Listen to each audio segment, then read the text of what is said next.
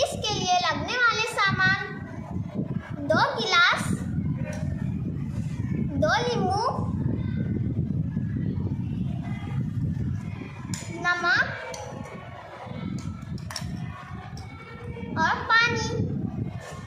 सबसे पहले हम 2 गिलास में पानी डालेंगे।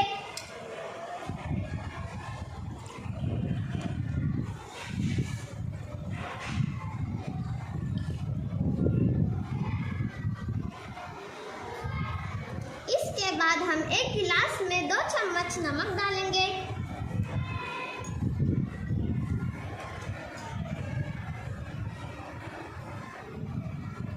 और इसे अच्छी तरह मिला लेंगे।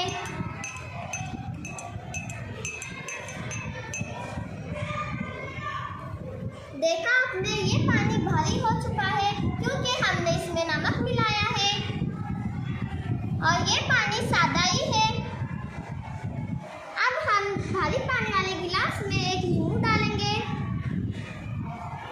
और सादे पानी वाले गिलास में भी नींबू डालेंगे। देखा आपने, भारी पानी वाले गिलास में नींबू ऊपर ही तैर रहा है और सादे पानी वाले गिलास में नींबू नीचे डूब गया है। इससे हमें ये मालूम होता है कि भारी पानी में चीज़ें ऊपर ही तैरती है। जैसे कि समंदर का पानी भारी होता है, उस